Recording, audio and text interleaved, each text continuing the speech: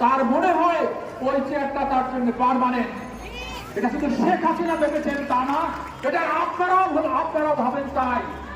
আজকে সামান্তা যে কথা বললো, সামান্তাদের গভর্নমেন্টের এক সময় এই সরকারকে যারা বসিয়েছে তাদের মধ্যে তারা একজন।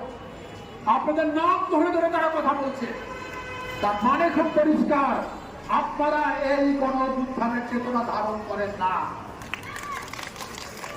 বিগত সরকারের আমলে তারা ছাত্রলীগের গুন্ডা পান্ডা দিয়ে মনে করেছিল বাংলাদেশকে তারা ঠান্ডা করে রাখবে, ঢাকা বিশ্ববিদ্যালয়কে ঠান্ডা করে রাখবে।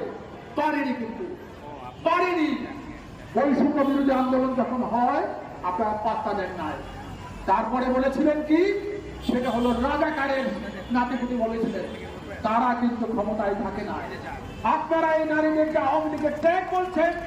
আপনারা যদি এভাবে মানুষকে অপদস্থ করেন, নারীদের অপদস্থ করেন, আমি আপনাদের নিশ্চয়তা দিচ্ছি আপনারা আগামী নির্বাচন পর্যন্ত থাকতে পারবেন কি পারবেন না সেই প্রশ্নের সামনে চলে আসবে। কারণ জনগণের কাছে যে দায়বদ্ধ, এই সরকার আপনারা বলছেন যে জনগণের আন্দোলনের ফসল, তাই যদি হয় তাহলে জনগণকে অপদস্থ করে, নারীকে অপদস্থ করে আপনারা ক্ষমতায় থাকতে পারবেন না। আমাদের খুব পরিষ্কার কথা, এই নারীদের চাকরি আপনাদের কন্টিনিউ করতে হবে। তারপরে আরো মেয়েদের নেন, আমাদের কোনো আপত্তি নেই। আরো মেয়েদের নেন। বাংলাদেশের বহু মেয়ে চাকরি পাচ্ছে না, বেতন পাচ্ছে না, কিছু পাচ্ছে না, ঘর নাই, সংসার নাই। মুরাদনগরের যে ঘটনা ঘটেছে, কেন ঘটল? সেখানে ওই মেয়ের সাথে সেই শয়তানদের কাছে কটা টাকা ধার করেছিল, তার ফলেই তারা ওই ঘরে ঢুকতে পেরেছিল।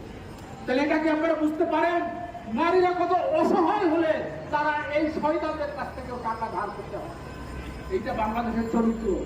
এখানে এই মেয়েরা কিন্তু যাতে এইরকম অপ্রতিষ্ঠানিক ভাবে প্রতারিত না হয়, অপদস্থ না হয়, তার জন্য এই মেয়েরা দিনের পর দিন কাজ করেছে, নারীদের পক্ষে কাজ করেছে। আর আপনারা এই নারীদের অপমানিত করছেন।